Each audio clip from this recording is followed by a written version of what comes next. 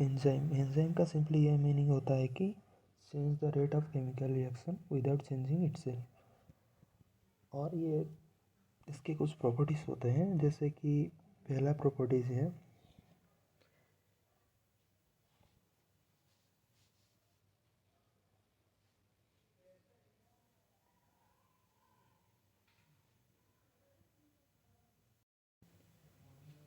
पहला प्रॉपर्टीज है कि ये हाईली स्पेसिफिक होते हैं। स्पेसिफिक का मतलब ये होता है कि they are highly specialized proteins and have a high degree of specificity for their substrate के साथ जो जुड़ते हैं वो हाईली स्पेसिफाई होते हैं। और दूसरा ये होता है कि वो होते हैं प्रोटीन, मेनली प्रोटीनेसियस होते हैं। जितने सारे आप एंजाइम्स देखेंगे मोस्टली सब प्रोटीनेसियस होते हैं।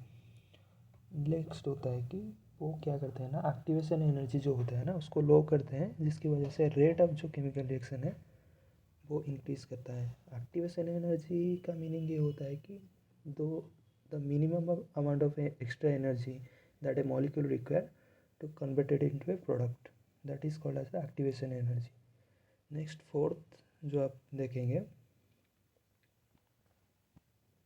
एंजाइम क्या करता है ना, वो इक्विलिब्रियम चेंज नहीं करता है, बट जो रेट से इक्विलिब्रियम आप अचीव करते हो उसको वो बढ़ा देता है उसको। Enzymes generally don't change the equilibrium state of biochemical reaction, it changes only the rate at which the equilibrium is achieved. These are the four properties. You can see specificity, proteinaceous in nature, activation energy को लो करता है जिसकी वजह से rate of reaction increase होता है, और ये होता है कि रेट ऑफ इक्विलिब्रियम बहुत जल्दी अचीव करने में ये हेल्प करता है।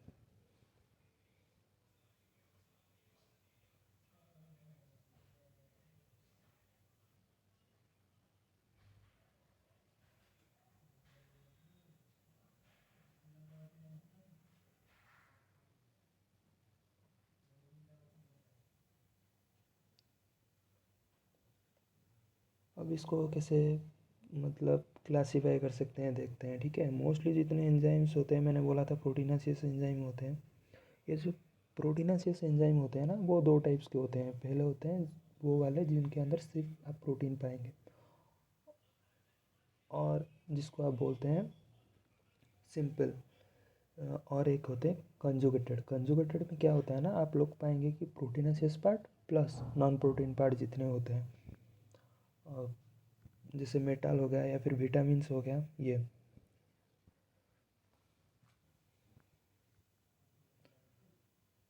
इसमें सिर्फ आप ओनली अमीनो एसिड, इसमें और कुछ नहीं होता है। लेकिन ओनली कंजुगेटेड में आप अगर देखेंगे ना, कॉन्जुगेटेड में आपका प्रोटीन भी होता है, उसके पास उसके साथ नॉन प्रोटीन पार्ट भी होता है कुछ।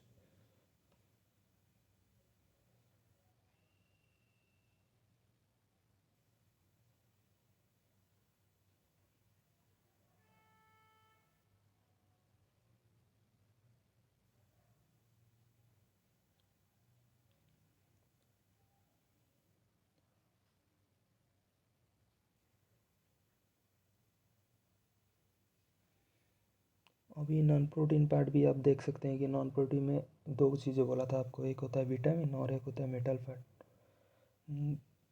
विटामिन प्रोटीन जो पार्ट होता है ना उसको हम बोलते हैं अपो एंजाइम, और जो नॉन प्रोटीन पार्ट होता है उसको हम क्या बोलते हैं ना, को फैक्टर, ठीक है।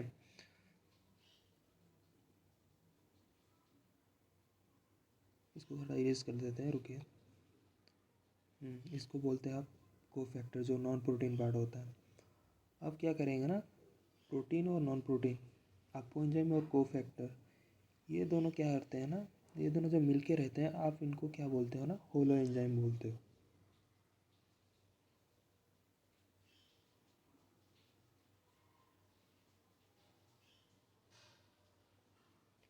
अगर क्या करेंगे ना, अपो एंजाइम से को फैक्टर को अलग करेंगे। को फैक्टर अगर आप रिमूव कर दिए तो वो क्या होगा ना, जो एंजाइम होता है वो बायोलॉजिकली इनएक्टिव हो जाता है, ठीक है।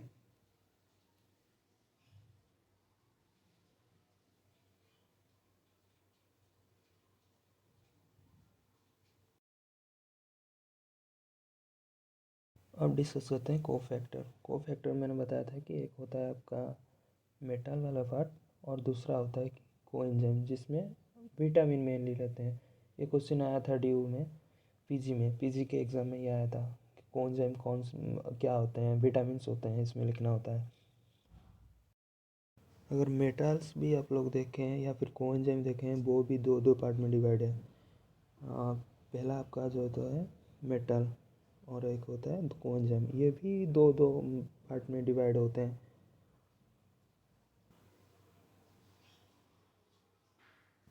अगर आप मेटल को देखेंगे, पहला जो होता है वो होता है मेटालो एंजाइम और दूसरा जो होता है वो होता है मेटल एक्टिवेटेड एंजाइम। दूसरा होता है मेटल एक्टिवेटेड एंजाइम। ये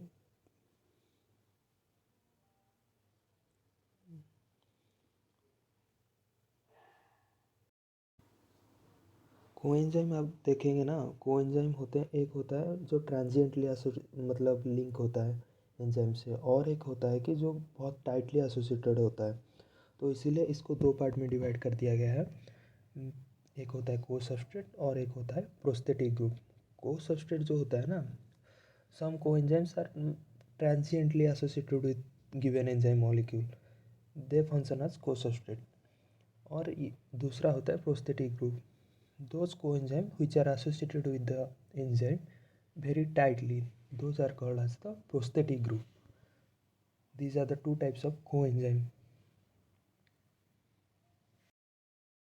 अब फाइनली ओवरऑली देख लेते हैं कि एंजाइम कैसे कैसे डिवाइड हुआ है, कौन किस किस का क्या नाम है। ठीक है, एंजाइम एंजाइम का अभी दो पार्ट में डिवाइड हुआ है, एक होता है सिंपल वाला और एक कंजुगेटेड वाला। उससे पहले ये जान लेते हैं कि ये लोग हाईली स्पेसिफिक होते हैं, प्रोटीनासिस होते हैं, एक्टिवेशन एनर्जी को लो करते हैं, जिसकी वजह से रेट ऑफ रिएक्शन इंक्रीज होता है और इक्विलिब्रियम को हाई हाई रेट में अचीव करते हैं। अभी देख लेते हैं पहले। अब दूसरा बात है एंजाइम। एंजाइम का दो क्या डिवीजन है। एंजाइम का पहले ये होता है कि एक होता है सिंपल और दूसरा होता है कंजुगेटेड।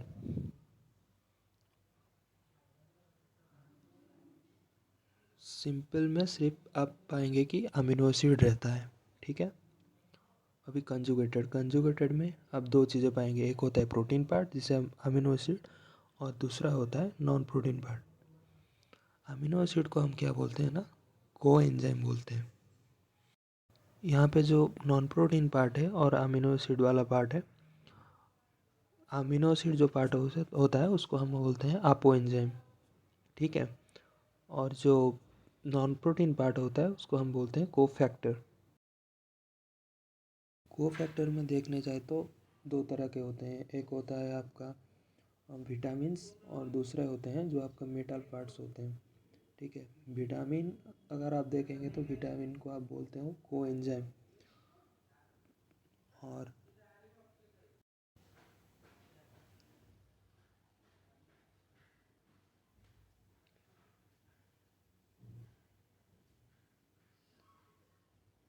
मेटाल आप दो तरह के होते हैं, मेटल एक्टिवेटेड एंजाइम एक होता है और एक होता है मेटालो एंजाइम। ठीक है, आपका जो